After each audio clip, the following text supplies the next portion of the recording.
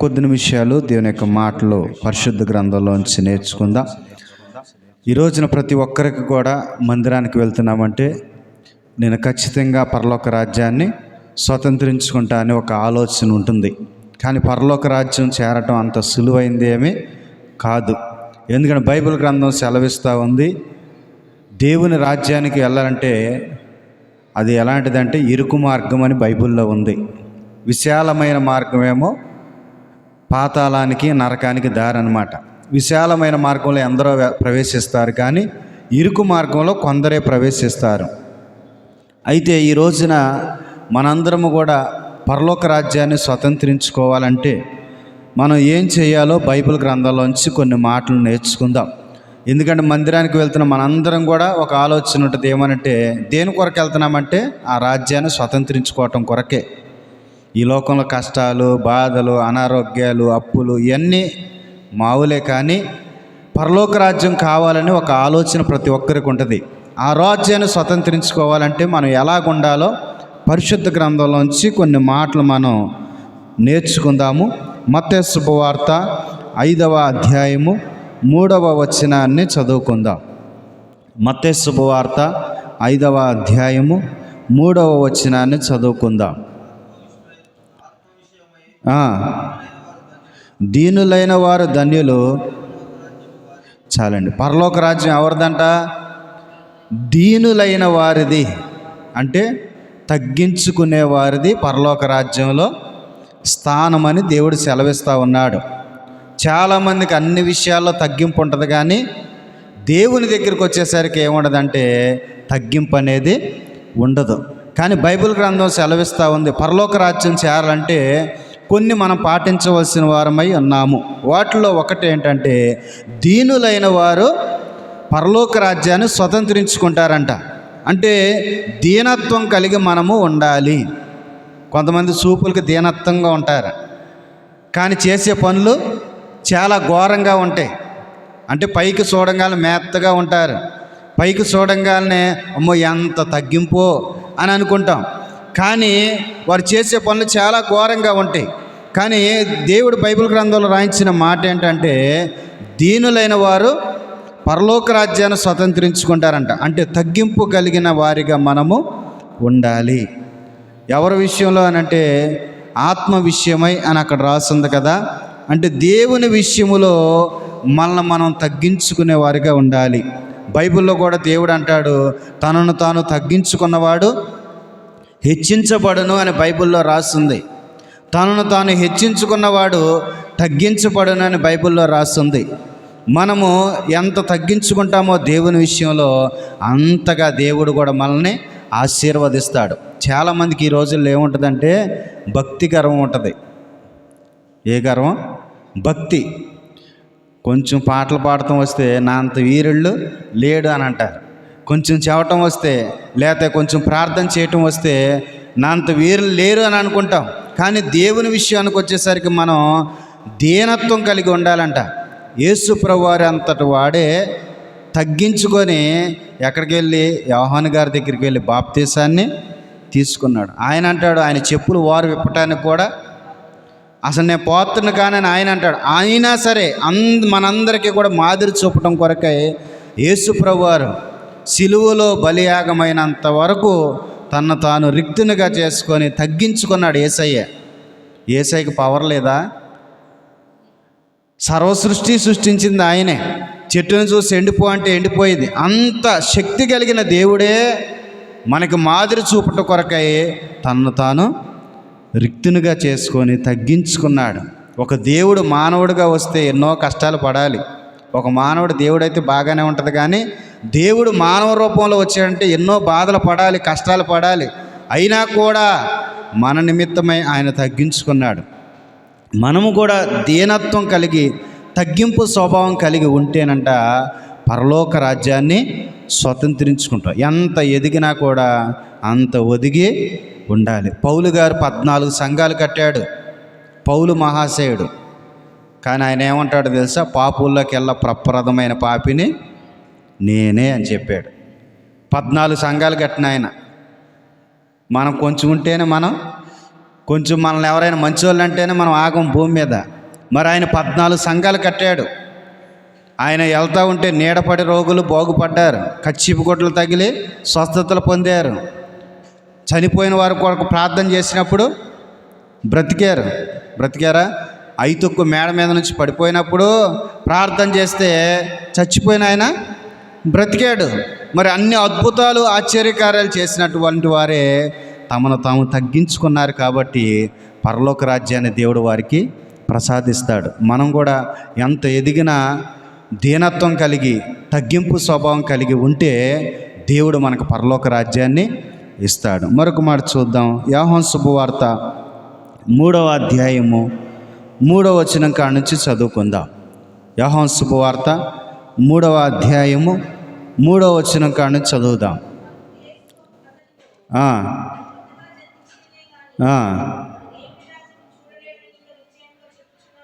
చాలండి. అక్కడ నికోదేము కనపడతాడు. ఒకడు కొత్తగా జన్మిస్తేనే కానీ దేవుని రాజ్యాన్ని చూడలేరంట. కొత్తగా జన్మించాలంటే ఆయనకు డౌట్ వచ్చింది. ఏమని? నేను మళ్ళీ చచ్చిపోయి తల్లి గర్భంలోంచి రావాలా అని అడుగుతాడు. కానీ దాని అర్థమైతే అది కాదు. అర్థం ఏంటో తెలుసా? క్రొత్తగా జన్మించడం అంటే మన పాపాల విషయమై చచ్చిపోయి దేవునిలో నూతనంగా మరలా జన్మించాలి. అందుకని బాప్తిస్మం ఇచ్చేటప్పుడు ఇలాగ ముంచుతారు. అంటే మన పాత జీవితం అంతా కూడా ఏమైపోవాలి? సమాధి చేయబడిపోయి నూతనంగా మనం మరలా పైకి రావాలి. అందుకని బైబిల్లో ఉంటుంది, పాతవి గతించెను సమస్తము క్రొత్తవాయెను క్రీస్తునందున్న ఎడలవాడు నూతన సృష్టి అని బైబిల్లో రాస్తుంది. అలాగనే మనము నూతనంగా జన్మిస్తేనే పరలోక రాజ్యాన్ని స్వతంత్రించుకుంటామంట. చాలామంది మందిరానికి వెళ్తే చాలే అని అనుకుంటున్నాం. కానీ మనం అక్కడికి వెళ్ళాలి అని అంటే మన టార్గెట్ ఏది? అదే కదా. ఈ లోకంలో ఎంతకాలం ఉంటాం ఎవరికి తెలియదు. అది శాశ్వతమైన రాజ్యం. యుగయుగాలు మారిపోవచ్చు, జగజగాలు మారిపోవచ్చు, కాలాలు మారిపోవచ్చు, తరతరాలు మారిపోవచ్చు.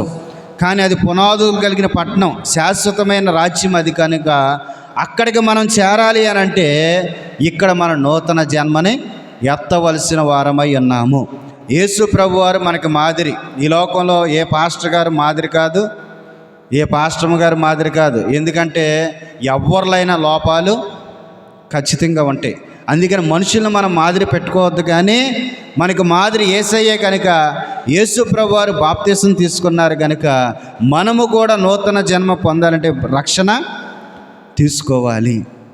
మందిరానికి వెళ్తే సరిపోదు, కానీ మనం ఆ రాజ్యాన్ని స్వతంత్రించుకోవాలి అని అంటే మనం ఈ లోకంలో ఉండగానే రక్షణని తీసుకోవాలి. చాలామంది ఇంకా చాలా టైం ఉందిలే అనుకుంటారు. బైబిల్లో ఉంటుంది, రేపు అనేది నీది కాదు, రేపు ఏమి సంభవించినో నరునికి తెలియదు అని బైబిల్లో రాస్తుంది. ఇదే నేడే రక్షణ దినము, ఇదే మిక్కిలి అనుకూలమైన సమయము. ఈ రోజు పోతే, ఈ గడియ పోతే, ఈ క్షణం పోతే తర్వాత తిరిగి వచ్చిందా? రాదు. చాలామంది సమయాన్ని వ్యర్థం చేసేసుకుంటూ ఉంటారు. ఈ సమయం పోయిందంటే మరలా తిరిగి రాదు. ఇప్పుడు వచ్చే ఆశీర్వాదం మరలా రావాలంటే రాదు. ఆశీర్వాదం తలుపు తట్టినప్పుడే మనం తలుపు తీస్తే ఆశీర్వాదం లోనకి వచ్చిద్ది. వెళ్ళిపోయిన తర్వాత ఎంత ప్రయత్నం చేసినా రావాలంటే చాలా కష్టం. అలాగనే రక్షణలో చాలామంది నిర్లక్ష్యం చేసే వాళ్ళు ఉంటూ ఉంటారు. నిర్లక్ష్యం చేయొద్దు. కానీ నువ్వు రక్షణ పొందితేనంట నువ్వు ఎక్కడికి వెళ్తావు? పరలోక రాజ్యాన్ని స్వతంత్రించుకుంటావు. ఒకడు నూతనంగా జన్మిస్తేనే తప్ప పరలోక రాజ్యాన్ని స్వతంత్రించుకోలేరు. నూతనంగా జన్మించాలి. ఇంకా బైబిల్లో చాలా మాటలు ఉన్నాయి. వాటిలో ఒకటి ఏంటంటే, నా శరీరమును నా రక్తమును తిని పానము చేయవాడు నా రాజ్యానికి వారసుడు అని దేవుడు సెలవిస్తున్నాడు. మరి అవి తిని పానం చేయాలంటే అందరు చేయరుగా. మందిరానికి వెళ్ళే ప్రతి ఒక్కరు చేయరు కదా. దానికంటూ ఒక అర్హత కావాలి. అర్హత ఏంటంటే బాప్తిసం.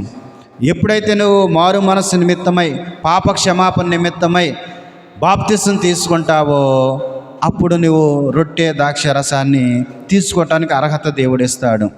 అంత మాత్రమే కాదు, కానీ పరలోక రాజ్యాన్ని స్వతంత్రించుకునేటువంటి ధన్యతను దేవుడు మనకిస్తాడు. అందుకని ఏం కావాలంటే మనకి నూతన జన్మ కావాలి. ఏం కావాలి? నూతన జన్మ కావాలి. మూడో మాట చూడండి, లూకా శుభవార్త 9వ అధ్యాయము 62వ వచనాన్ని చదువుదాం. లూకా శుభవార్త 9వ అధ్యాయము 62వ వచనాన్ని చదువుదాం. నాగటి మీద చేయి పెట్టి వెనక తట్టు చూచువాడు ఎవడను.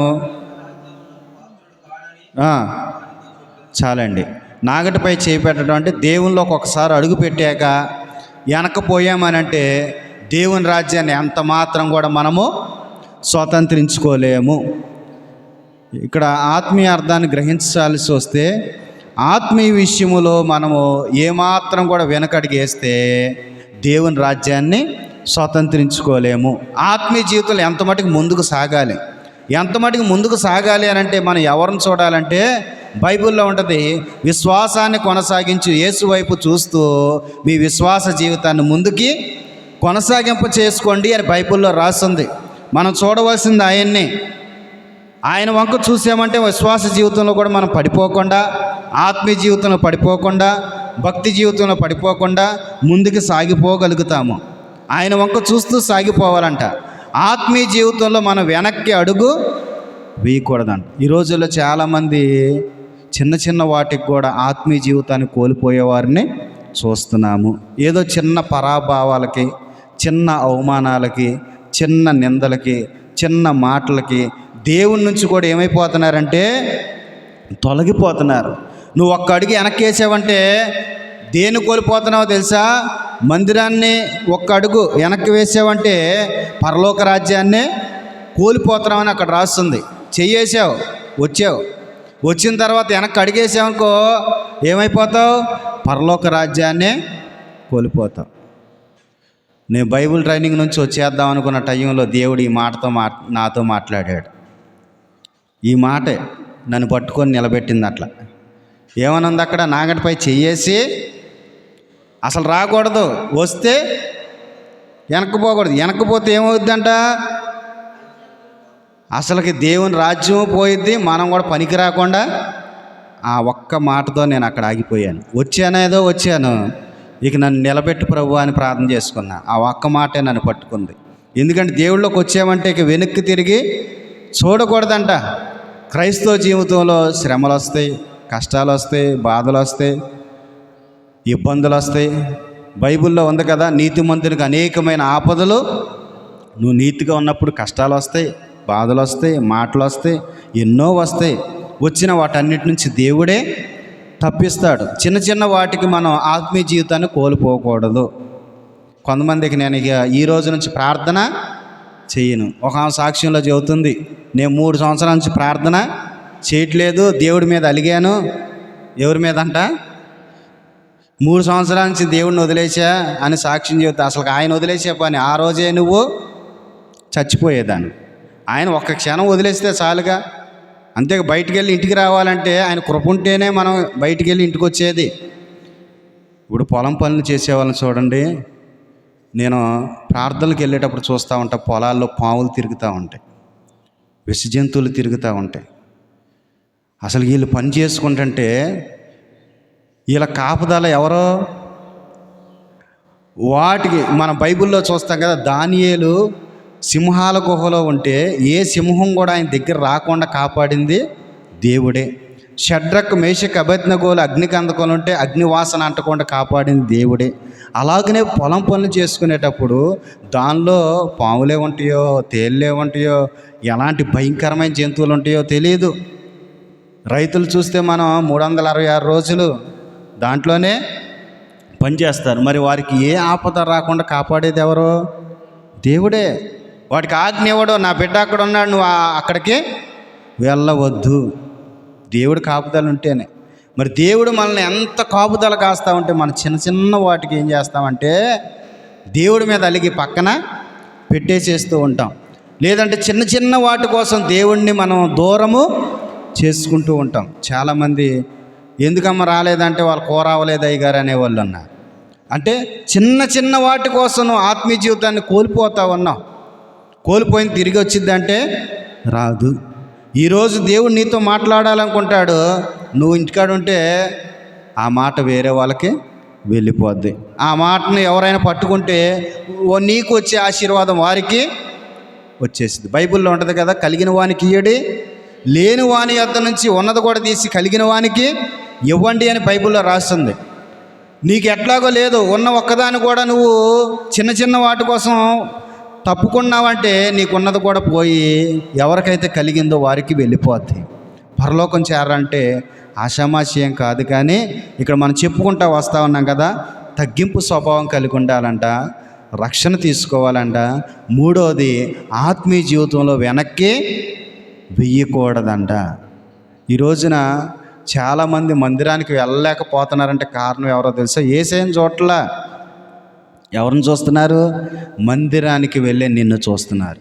పాస్టర్ గారిని 100 మంది గమనిస్తే విశ్వాసిని 10 మంది అయినా గమనిస్తారు. ఈమె మందిరానికి వెళ్తుంది, ఈయన మందిరానికి వెళ్తాను, ఈయన ప్రవర్తన ఏమైనా మారిందా, నడవడిక మారిందా, ఈయన జీవితం విధానం ఏమైనా మార్పు వచ్చిందా అని చూస్తూ ఉంటారు. నీలో మార్పు వచ్చిందంటే ఆటోమేటిక్గా నిన్ను చూసి వారు కూడా వస్తూ ఉంటారు. చాలామంది తెలియదు కానీ వాళ్ళని చూడకూడదు. కానీ మనం చూసేది ఎవరిని? మనుషుల్ని మనం చూస్తూ ఉంటాం. కానీ వాళ్ళని చూస్తే మనం ఎప్పటికీ కూడా దేవుళ్ళో ఎదగలేము. మనం ఎవరిని మాదిరి పెట్టుకుంటాం, వాళ్ళే ఫస్ట్ పడిపోతారు. వాళ్ళు పడిపోతే ఆటోమేటిక్ కింద వాళ్ళందరూ, పెద్దోడు పడిపోతే చిన్నోళ్ళందరూ పడిపోతారు. అందుకని ఎవరిని మాదిరి పెట్టుకోకూడదు, కానీ యేసయ్య ఒక్కడే మాదిరిగా పెట్టుకోవాలి. ఆత్మీయ జీవితం ఎప్పుడు కూడా వెనక్కి వేయకూడదు, చిన్న చిన్న వాటికి వెనక్కి వేయకూడదు. ఈరోజు ఎందుకు రాలేదంటే నాకు చిన్న తలకాయ నొప్పి వచ్చిందండి, బలహీనత. చిన్న చిన్న వాటికి మనం ఏం చేస్తామంటే దేవుడిని విడిచిపెడుతూ ఉంటాం. చిన్న తలనొప్పి వచ్చిందని పని మానుకుంటామా? లేకపోతే ఇంకో చాట ఏదన్నా చేసేది మానుకుంటామా? ఏది మానుకోం. కానీ దేవుని సన్నిధి మనం నిర్లక్ష్యము చేస్తుంటాం. దేవుని నిర్లక్ష్యం చేసామంటే ఆయన కూడా ఒక్కసారి మనల్ని నిర్లక్ష్యం చేస్తే మన జీవితం ఏమైపోద్దో. ఆయన ఉన్నంతకాలమే. బైబిల్లో ఉంటుంది, నాతో అంటు కట్టబడితే మీరు ఫలిస్తారు అని బైబిల్లో ఉంది. నాకు వేరుగా ఉండి మీరేమియో అది. ఆయనతో ఉంటేనే ఆశీర్వాదం, ఆయనతో ఉంటేనే దీవెన, ఆయనతో ఉంటేనే కృప, ఆయనతో ఉంటేనే మన జీవితాల్లో మేలులు. ఆయనకి వేరుగా ఉండి మనం ఏమీ చేయలేము, ఏమీ సాధించలేము, మన వల్ల కూడా ఏమీ కాదు. ఆయన మనలో ఉంటేనే, ఆయన మనతో ఉంటేనే ఏదైనా సరే చెయ్యగలుగుతాము. మనకి ఏదైనా లోబడాలి అంటే ఆయన మనలో ఉంటేనే.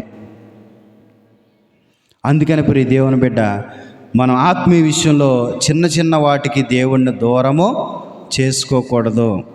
నాకు ఎందుకు ఈ కార్యం ఇంకా ఆలస్యం అయిపోయింది, ఇక నేను ప్రార్థన చేయను అనుకోవద్దు. ఎందుకనంటే కొన్నిసార్లు మనకి చిన్న చిన్న పరీక్షలు కూడా ఉంటాయి. ఇంకా నా కుమార్తె, నా కుమారుడు నా కోసం వేడుకుంటారా లేదా అని కూడా చిన్న చిన్నవి పెడతా ఉంటాడు దేవుడు. ఇంకా నువ్వు ప్రార్థన చేస్తూ ఉంటే దేవుని ఆశీర్వాదం ఇంకా నీ మీద ఉంటుంది. చూడండి, మరొక మాట చూద్దాం. యాకోబు రాసిన పత్రిక 2వ అధ్యాయము 5వ వచనాన్ని చదువుదాం. యాకోబు రాసిన పత్రిక 2వ అధ్యాయము 5వ వచనాన్ని చదువుదాం. ఆలకించుడి,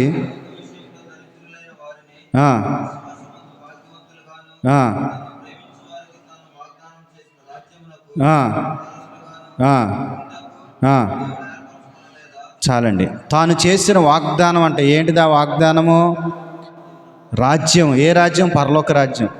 పరలోకం చేరాలి అని అంటే ఏం కలిగి ఉండాలంటే విశ్వాసము కలిగి ఉండాలి. విశ్వాసం కలిగి ఉండాలంట. మందిరానికి వెళ్తాం కానీ మనకి ఏముండదంటే విశ్వాసం ఉండదు. మన పేరు విశ్వాసులు, కానీ మనకేముండదు, విశ్వాసం అనేది ఉండదు. హైదరాబాదులో ఓసన్న మందిరం, డేవిడ్ రాజు అయ్య గారి మందిరానికి వెళ్తున్న ఒక ఆమె అంది, ముసలావ చిన్నప్పటి నుంచి గుడికి వెళ్తా అంది. మా అమ్మ ఏంటి అని అంటే సంగతి అవంటది, పరలోకం చేరాలి అని అంటే ఎవరు వెళ్తారు? భక్తులు వెళ్తారు, కానీ మనం ఎక్కడ వెళ్తాం అని అంది. మరి నువ్వు చిన్నప్పటి నుంచి వెళ్ళింది ఎందుకేక? చిన్నప్పటి నుంచి మందిరానికి వెళ్ళి ముసలాం అయిపోయింది. ఆమెకి ఏం వెళ్తామని నమ్మకం లేదు, పరలోకం వెళ్తామని నమ్మకం లేదు, విశ్వాసం లేదు. ఇక నువ్వు వెళ్తాం కూడా అనవసరం. నువ్వు చిన్నప్పటి నుంచి మందిరానికి వెళ్ళి అక్కడికి చేరతానని నమ్మకం లేనప్పుడు నీ కోరికలు చంపుకొని ఉండటం ఎందుకేక? నీ ఇష్టం వచ్చినట్టు నడుచుకొని నరకానికి పోవటం మంచిదే కదేక. మహామహులు వెళ్తారని బైబిల్లో రాసిందా? బైబిల్లో ఏమంటుంది? ఏలియా మన వంటి, అది గొప్ప గొప్ప వాళ్ళని కూడా దేవుడు ఏం చేశాడు? మన వంటి స్వభావం కలిగిన వారే కదా. ఆసక్తితో ప్రార్థన చేస్తే వర్షము ఆగిపోయింది. మహాశక్తితో ప్రార్థన చేసినప్పుడు మరలా వర్షం వచ్చింది. అంటే వాళ్ళు కూడా మనలాంటి వారనే దేవుడు చెప్తా ఉంటే మనం ఏమనుకుంటామంటే, అమ్మో వాళ్ళు అంత భక్తులు ఎంత భక్తులు వాళ్ళు చేరతారు, కానీ మనము, నువ్వు నీతిగా ఉంటే నువ్వే వెళ్తావు. దేవుడు హృదయాంతరంగాలను చూస్తాడు కానీ పై రూపాన్ని చూడడు. నీ లోన ఎంత మంచిగా ఉన్నావో, బయటికి ఎంత మంచిగా ఉన్నావో ఇదే దేవుడు చూసేది. మందిరానికి వెళ్తున్నా మనకి ఏముండాలంటే విశ్వాసం అనేది ఉండాలి. నేను ప్రభువుని నమ్ముకున్నాను, ఖచ్చితంగా పరలోక రాజ్యాన్ని స్వతంత్రించుకుంటాను. ఈ లోకంలో శ్రమలు ఎన్నదగినవి కావు. ఇలా వస్తే అలా పోతే అలల్లాగా. మానవుడు అన్న కష్టాలు వస్తే, శ్రమలు వస్తూ ఉంటాయి, పోతూ ఉంటాయి. వాటిని చూసి మనం వెనుతిరగకూడదు. కానీ మన ముందు ఏముంచాడు దేవుడు? బహుమతిని ఉంచాడు, ఒక కిరీటాన్ని ఉంచాడు. దాన్ని స్వతంత్రించుకోవాలంటే ఎన్ని ఆటుపోట్లు వచ్చినప్పటికీ కూడా ముందుకే సాగాలి, కానీ వెనక్కి వేయకూడదు. ఎప్పుడైతే విశ్వాస జీవితం ముందుకు సాగుతామో అప్పుడే మన జీవితంలో ఆశీర్వాదాలు పొందుకుంటాం. యేసు ప్రభు వారితో తిరిగిన శిష్యులకు కూడా కొన్నిసార్లు అల్పవిశ్వాసం వచ్చింది. మనం అల్పవిశ్వాసులు అవ్వకూడదు, అవిశ్వాసులు అవ్వకూడదు. విశ్వాసం కలిగి ఉంటేనే మనం పరలోకాన్ని స్వతంత్రించుకోగలుగుతాం. మనకేముండాలంటే మందిరానికి వెళ్తున్నాను, నేను ఖచ్చితంగా పరలోక రాజ్యాన్ని స్వతంత్రించుకుంటాను అన్న విశ్వాసం నీలో కలగాలి. కలగకుండా నువ్వు ఎన్నాళ్ళు వెళ్ళినా సరే నీకు ఉపయోగం ఏముంది? ఏదో అలవాటు చొప్పున వెళ్తే ఉపయోగం లేదు, ఏదో మొహమాటం చొప్పున వెళ్తే ఉపయోగం లేదు. కానీ నేను మందిరానికి వెళ్తానంటే ఖచ్చితంగా దేవుని రాజ్యాన్ని స్వతంత్రించుకుంటా అన్న విశ్వాసం నీలో కలగాలి. కలగటమే కాకుండా ప్రార్థన కూడా చేసుకోవాలి. ఏమని ప్రార్థన చేసుకోవాలి? ఎంత మట్టుకు నాకు ఇవ్వు అని మనం అడుగుతాం. కానీ ఏమని అడగాలంటే, అయ్యా నీ రాజ్యంలో నాకు స్థానాన్ని దయచేసినందుకు నీకు వందనాలని చేసుకుంటమే. నువ్వు ఎప్పుడైతే అలా ప్రార్థన చేసుకుంటావో దేవుడు ఇస్తాడు. దొంగకి ఇచ్చిన దేవుడు నీకు ఇవ్వడా? సిలువలో దొంగ అంటాడు, నీ రాజ్యంలో నన్ను జ్ఞాపకం చేసుకుంటే నేడే నీవు నాతో పాటు పరదైసిలో ఉంటావు అన్నాడు. అప్పటి వరకు యేసు ఎవరో తెలియకపోవాలి, కానీ ఆ సమయంలో యేసును గుర్తించి అడిగినప్పుడు దేవుడు ఇప్పుడు వరకు దొంగతనాలు చేసి హత్యలు చేసి ఎంతోమందిని దోచుకొని ఇప్పుడు అడుగుతున్నావేరా అని దేవుడు అడగలేదు. నేడే అన్నాడు, నిశ్చయముగా అన్నాడు. నిజంగా నీవు నేను కూడా విశ్వాసంతో అడిగితే ఆ రాజ్యాన్ని దేవుడు మనకి ఖచ్చితంగా ఇస్తాడు. చూడండి, మరొక మాట చూడండి. మత్తయి శుభవార్త 18వ అధ్యాయము 3వ వచనాన్ని చదువుదాం. మత్తయి శుభవార్త 18వ అధ్యాయము 3వ వచనాన్ని చదువుదాం. మీరు మార్పు నొంది బిడ్డల వంటి వారైతేనే కానీ, చాలండి. అక్కడ ఎంత చక్కటి మాట రాసిందో చూడండి. మీరు మార్పు నొంది, ఏం రావాలంట? మనకి మార్పు రావాలంట. మార్పు ఎవరికి వచ్చింది అని అంటే, పశ్చాత్తాపం పొందిన ప్రతి ఒక్కరూ మార్పు పొందుతారు. కొంతమంది బాప్తీసం తీసుకున్నాక కూడా ఏం రాదంటే మార్పు రాదు. బాప్తీసం తీసుకున్నారు, వీళ్ళు పరిశుద్ధులు అయిపోయారు అనుకుంటే లేదు, వాళ్ళలో కూడా మార్పు రాని వాళ్ళు. అందుకనేగా దేవుడు ఒక మాట అంటాడు, మారు మనసు అక్కరలేని, అంటే నీతిమంతులే పేరుకి, వాళ్ళకేం లేదు. మారు మనసు అక్కరలేని 99 మంది నీతిమంతుల కంటే ఒక్క పాపి మారితే పరలోకంలో దూతలతో సహా దేవుడు ఎంతో సంతోషపడతాడంట. అంటే నీతిమంతులుగా పిలువబడుతున్నారు కానీ వారికి ఏం లేదు. కొంతమంది బాప్తీసం తీసుకుంటారు కానీ వారిలో ఏముండదంటే మార్పు ఉండదు. పాత జీవితాన్ని తీసివేసుకోరు. పరలోకం చేరాలంటే బాప్తిసం తీసుకున్న నీకు మార్పు రావాలి. ఒకవేళ తీసుకోకపోతే వారు కూడా మార్పు చెంది రక్షణలోనికి రావాలి. అక్కడ రాయబడిన మాటలు చూస్తే, మీరు మార్పు పొంది చిన్నపిల్లల వంటి వారైతే పరలోక రాజ్యాన్ని స్వతంత్రించుకుంటారు. చిన్నపిల్లలకు అన్యం పుణ్యం ఏమి తెలుసా? తెలియదు. ఒకసారి నేను అర్జెంటుకి ప్రార్థనకి వెళ్తా ఉన్నా. ఒకరు సమాధి కాడకు రండి ప్రార్థన చేద్దాం అన్నారు. చిన్నపిల్లోడు ఉన్నాడు. నేను రానని వాళ్ళతో చెబితే ఈ పిల్లోడు అంటే పదాన్న వెళ్దాం అంటున్నాడు. వాళ్ళతో వాళ్ళకి ఏం తెలియదు కదా.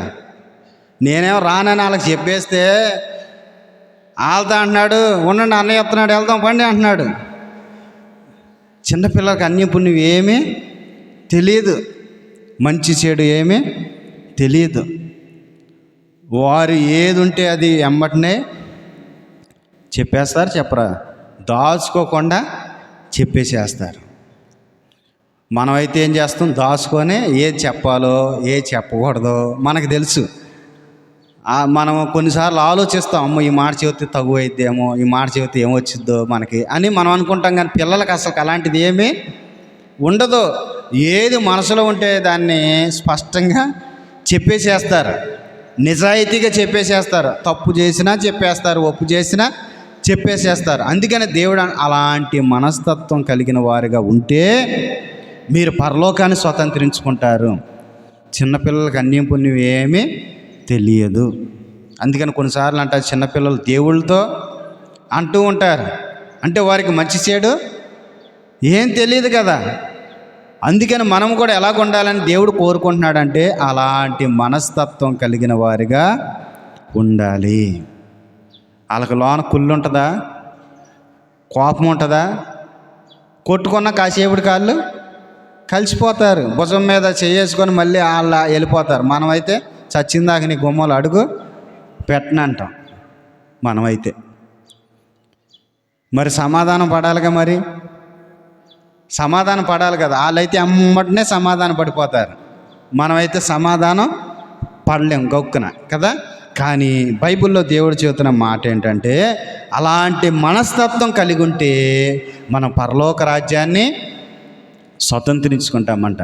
ఒకవేళ ఇప్పటివరకు అలాంటి మనస్తత్వం లేకపోతే ఈరోజు ప్రభు మాట్లాడుతూ ఉన్నాడు కాబట్టి మార్పు పొంది చిన్న పిల్లల వంటి వారిలాగా మనము మారాలి. చివరికి ఒక మాట చదువుకుందాం. మత్తయి శుభవార్త 5వ అధ్యాయము 10వ వచనాన్ని చదువుకుందాం. నీతి నిమిత్తము హింసింపబడువారు ధన్యులు. చాలండి. నీతి నిమిత్తము అంటే యేసయ్య నిమిత్తం ఎవరైతే హింసించబడతారో, ద్వేషించబడతారో, అవమానించబడతారో, గేలి చేయబడతారో, దెబ్బలు తింటారో, అవసరమైతే ప్రాణాన్ని కూడా అర్పిస్తారో అలాంటి వారు ధన్యులంట. వారు ఎక్కడికి వెళ్తారంట? పరలోక రాజ్యాన్ని. నేనెంత ప్రార్థన చేస్తే నన్ను అంటావా అని మానేసే వాళ్ళు కూడా ఉంటారు. కానీ దేవుడు ఏమన్నాడు? అలాంటి వారు ధన్యులు అంటున్నాడు దేవుడు. దేవుని కొరకు నువ్వు ఒక దెబ్బ తిన్నావా? ధన్యతే. దేవుని కొరకు ఒక మాట పడ్డావా? ధన్యతే. దేవుని కొరకు ఏదైనా నేను గేలు చేశారా? నీకు ధన్యతే. దేవుని నిమిత్తం ఎన్నో అంటారా? దేవుని నిమిత్తమే అనేది. ప్రార్థనకని వెళ్తుంది కానీ అసలు ప్రార్థనకి వెళ్తుందో వీళ్ళకి డౌట్లు. అసలుకి ఈయన ప్రార్థన కానీ బయలుదేరాడు కానీ అసలు ప్రార్థనకి వెళ్ళాడో లేడు, వీళ్ళకి డౌట్లు. అంటే నువ్వు చేసే మంచి పని నిమిత్తం నీకు ఏమొస్తుంది? నింద వస్తుంది. ఈ లోకం ఎలాంటిదో తెలుసా? చెడ్డ పని చేసేవాడిని ఏమీ అనరు, ఆడి గురించి ఆరా కూడా తీరు. మార్పు చెంది చక్కగా భక్తులు ఎదుగుతున్న ఆడి మీద ఫోకస్ పెడతారు. ఆడిని ఏదో ఒక రకంగా చెడగొట్టడమే వాడి పని. బైబిల్లో కూడా మనం చూస్తే గుడ్డివాడు చూపు పొందిన తర్వాత, గుడ్డివాడు ఉన్నాడు కదా, ఆడు గుడ్డివాడు ఉన్నంతకాలం ఎవ్వరు వాడిని ఏమీ అడగలే. వాడికి చూపు రంగాల్ని పక్కన 10 మంది చేరి 100 మంది చేరి అసలు నీకు కళ్ళు ఎట్టాగా వచ్చినాయి ప్రశ్నించడం మొదలేశారంట. ఆడు బాగుపడినంతసేపు ఆడు జోలి ఎవ్వరూ తీయలేదు. బాగుపడిన కానుంచి వాడిని ప్రశ్నించడం మొదలుపెట్టారు, వాడిని అడగటం మొదలుపెట్టారు. అలాగనే మనం కూడా బాగుపడినాక ప్రార్థనకి వెళ్ళేటప్పుడు 100 మాటలు వస్తూ ఉంటాయి. ప్రశ్నించే వాళ్ళు ఎక్కువైపోతారు. ఏ టైంలో? మార్పు చెందిన తర్వాత, ప్రార్థనకి వెళ్తున్న తర్వాత, భక్తిలో ఎదుగుతున్న తర్వాత, విశ్వాస జీవితంలో ముందుకు కొనసాగుతున్న తర్వాత, అనేక మందికి మాదిరికరంగా మనల్ని ప్రభువు ఉంచుతూ ఉన్న టైంలో అనేక మంది లెగుస్తూ ఉంటారు. మనల్ని కించపరిచే మాటలు, అవమానపరిచే మాటలు, మనల్ని హేళనతో కూడిన మాటలు, మనల్ని ఏదో ఒక రకంగా తప్పించాలని వారు చూస్తూ ఉంటారు. సైతాను వారిలో చేరి అనేకమైన మాటలు మనల్ని అంటూ ఉంటారు.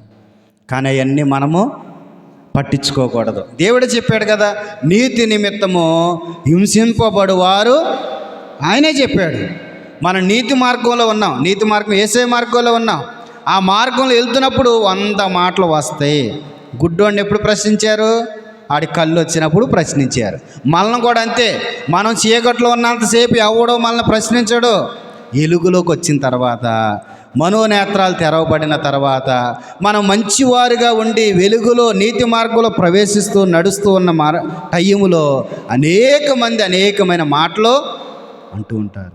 ఎన్ని మాటలు వచ్చినా మనం వాటిని పట్టించుకోకూడదు. దేవుని విషయంలో వస్తూ ఉంటే, దేవునిలో ఎదుగుతూ ఉన్నప్పుడు అనేకమైన మాటలు అంటూ ఉంటారు. వాటిని ఏవి పట్టించుకోవద్దు. దేవుడు ఏమంటున్నాడు? మనల్ని ధన్యులుగా ఎంచాడు. అంతే కదా. హింసించబడి వారు ఏమన్నాడు దేవుడు? ధన్యులు అన్నాడు. స్టెఫను రాళ్ళతో కొట్టబడ్డాడు, ఆయన ధన్యుడు దేవుని దృష్టిలో. పౌలు ఏమయ్యాడు? తలని తీసేశారు కదా, శిరఛేదనం చేశారు. ఆయన దేవుని దృష్టిలో ఏమయ్యాడు? ధన్యుడయ్యాడు. అనేక దెబ్బలు తిన్నాడు, అనేకమైన ఇబ్బందులు పడ్డాడు. మన జీవితంలో కూడా ఎన్ని జరిగినా దేవునికే వందనాలు అనుకుంటమే. మనల్ని కూడా టార్గెట్ చేసి అనేకమైన మాటలు అంటారు. లోకంలో ఉన్నవాడిని ఎవ్వరు ఏమి అనరు. నువ్వు నీతిగా ఉన్నావు కాబట్టి మాటలు వస్తాయి. నువ్వు ధన్యుడివి, నువ్వు ధన్యురాలివి. సేవ చేస్తున్న మాకు కూడా ఎంతోమంది బురద చల్లుతూ ఉంటారు. ఎన్నో మాటలు వస్తూ ఉంటాయి. అన్నీ తుడిచిపెట్టుకొని వెళ్ళిపోతున్నాం, కానీ అన్నారని చెప్పేసి మానేసి సేవ వదిలేసి ఉండలేదు. ఎందుకంటే దేవుని దృష్టిలో రేపు మేమే ధన్యులుగా ఉంటాము. ఎన్నో అంటూ ఉంటారు, ఎన్నో మాటలు వస్తూ ఉంటాయి నీతిగా ఉన్నప్పుడు. అందుకని బైబిల్లో దేవుడు చెప్పాడు ఏమని? నీతి నిమిత్తం హింసించబడేవారు ధన్యులు, వారికి పరలోక రాజ్యంలో స్థానాన్ని దేవుడు ఇస్తాడు. ఇప్పుడు 6 మాటలు చెప్పాను నేను. 6 మనం పాటిస్తున్నామో లేదో ఒకసారి పరిశీలన చేసుకోండి. వీటిలో ఏది తప్పిపోయావో దాన్ని తిరిగి సంపాదించుకోగలిగితే పరలోకాన్ని స్వతంత్రించుకుంటాం. 1, దీనత్వం కలిగిన ఉండాలంట. 2, నూతన జన్మ ఎత్తాలంట. 3, ఆత్మీయ విషయంలో వెనుక్కి తీయకుండా మనం ముందుకి సాగిపోవాలంట. 4, విశ్వాసం కలిగి ముందుకు సాగాలి. 5, చిన్నపిల్లల వంటి మనసు మనకి రావాలి. 6, దేవుని నిమిత్తం మనల్ని ఒక మాట అన్న ధన్యతగా ఎంచుకుంటే మన జీవితం చాలా బాగుపడుద్ది. కనుక మనందరికీ దేవుడు పరలోక రాజ్యంలో స్థానం ఇచ్చును గాక. ఆమెన్. ఈ చిన్న వాక్యం దేవుడు మనందరి వీకిల్లో దీవించును గాక. ఆమెన్. ప్రార్థన చేసుకుందాం. ప్రతి ఒక్కరు కూడా కళ్ళు మూసుకొని చిన్న ప్రార్థన చేసుకుందాం. ప్రభు